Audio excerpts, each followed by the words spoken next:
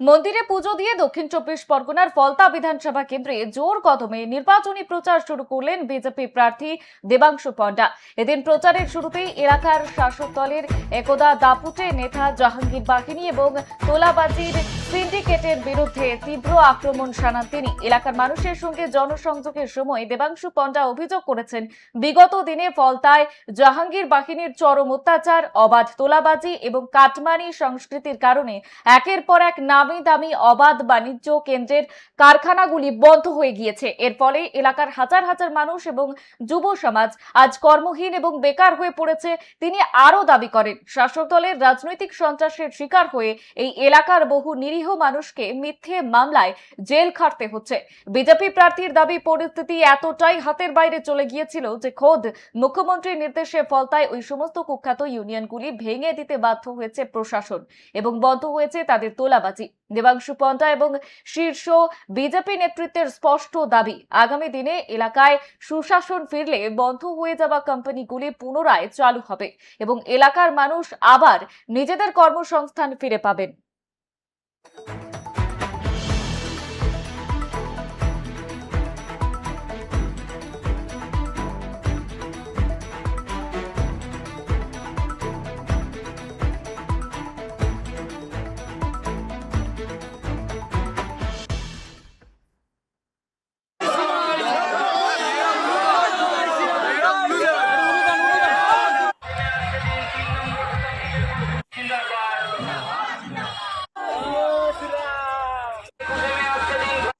এসে কি বুঝছেন, এই যে ফলতার আতঙ্ক কিছু কেটেছে?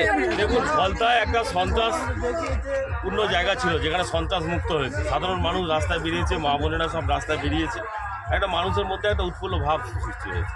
এটা ভোট নয়, ভোটের আগেই মানুষের মধ্যে যে সাড়া, যে মানে প্রফুল্লতা, এই 21 তারিখে ভোট রয়েছে, এটা নামে মাত্র ভোট। মানুষের সাধারণ মানুষ যেভাবে ভোট দেবে, এই সন্ত্রাসবাদী, এই জিহাদি, এরা সব খড়কুটোর মতো উড়ে চলে যাবে। আর মানুষের প্রতি প্রচুর অত্যাচার করা হয়েছে, মানে বিভিন্নভাবে বিভিন্ন টাইপের অত্যাচার করা হয়েছে। এইটা আমরা শুনেছি, সাধারণ মানুষকে আশ্বস্ত করেছি যে 24 তারিখে নির্বাচনের পরে যে কর্মগুলো করেছে তার উপযুক্ত সাজা শাস্তি হবে। এই ফলতার প্রচুর মানুষ কারখানায় কাজ করে বেড়াতো, দিনের পর দিন সেখানে তোলাবাজি কাটমানির ফলে অনেক কারখানা বন্ধ হয়ে গেছে, মানুষ বেকার হয়ে গেছে। আপনারা কি আশ্বাস দেবেন এইসব মানুষদেরকে? আমরা আমাদের মুখ্যমন্ত্রী শুভেন্দু অধিকারী মহাশয় শপথ নেওয়ার পরে আমরা ফলতা এসিজেডে যে ইউনিয়ন ছিল, যে তোলাবাজি একটা ইউনিয়ন ছিল, জেহাদি ইউনিয়ন ছিল, তাকে আমরা বন্ধ করে দিয়েছি। দিয়ে সাধারণ মানুষ যে কোম্পানিগুলো চলছে, কাজ করছে, আসছে যাচ্ছে, নিজেরা উপার্জন করছে, সংসার চলছে। এখানে এইসব জায়গায় আমরা আর কোনো ইউনিয়ন রাখবো না।